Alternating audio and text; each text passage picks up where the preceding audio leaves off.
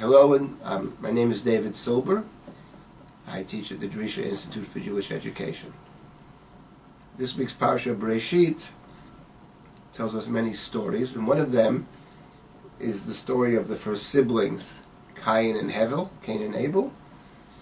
and the conflict that erupts, the jealousy, and the murder of Hevel by his brother Cain. Story which is found in the fourth chapter of Bereishit tells us that Chava, Eve, conceived and gave birth to Cain, and she named Cain. Vatomer koniti ish et Hashem. She said, I have made, produced, some would translate acquired, a person together with God. Vatosef loledet et ochiv et Havel, and she continued to bear children, gave birth to Hevel. No reason for the name is given. Vayhi Hevel ro'et saun v'Cain haya oved adama. Hevel was a shepherd, while Cain became a tiller of the earth. The Torah then tells us that after a certain amount of time, Cain decides to bring an offering to God, that the Torah calls a mincha, an offering to God, and he brought it from the fruits of the land.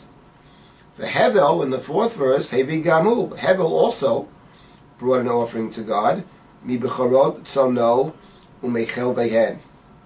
He brought the choicest of his flock, the fat parts, b'charot tzomno umeichel vehen, and of the fat parts thereof. And the Torah says that God paid attention, favored the offering of Hevel, and not the offering of Cain, and Cain became very angry, extremely angry and upset, and God tried to comfort Cain by saying, what are you upset about? If you do good, you will sate, you'll be raised up, you will be forgiven, perhaps different interpretations. If not, sin crouches at the door, you have the ability to overcome. But Cain seems not reconciled by God's speech, and shortly thereafter, Cain kills his brother Hevel.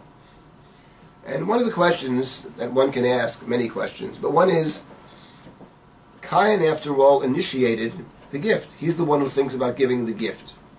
Hevel would appear to be copying what Cain does, and yet, it's Hevel's gift that is accepted by God and not Cain's. The answer in the text seems to be, clearly, that Hevel brought some of the fruit of the earth to God. Cain brought some of the fruit of the earth to God, but Hevel brought the best parts.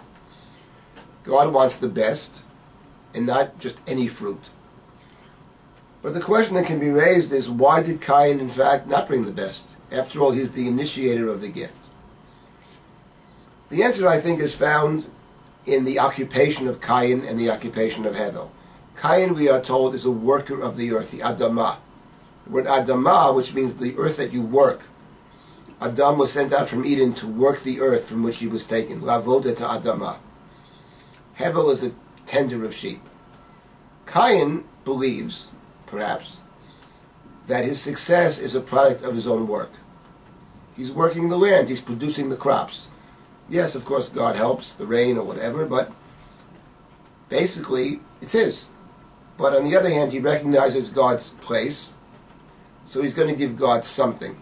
Whereas Hevel, who merely tends the sheep, who watches them, understands that he doesn't produce life. He's simply a guardian over life, so he gives God the best. And in fact, what's interesting is that the very name Cain, which the Torah informs us of in the first verse of chapter 4, that his mother said, Koniti ish et Hashem, I've created a being together with God. She sees herself as God's full partner in creating this person. And this person, through his behaviors, suggests the Torah, sees the world as his world. God is a secondary partner. The danger in that, the Torah suggests, is that when we see the world as ours and not recognize our limitations, we easily overstep the boundaries, in the case of Cain with disastrous consequences. He feels that not only is the world his, he feels all that live in the world is also his. If they get in his way, anger him, displease him, he's able to remove the source of his displeasure, which in this case is his brother. And the end of the chapter is interesting, that after Cain kills Hevel, and Cain himself is banished, the Torah says that at the end of the chapter, that Adam and Eve have another child. Vayeda Adam odet ishto vateled bein vatikra shemo Shet. The third child is named Shet, or Seth. The word Shet actually means a foundation.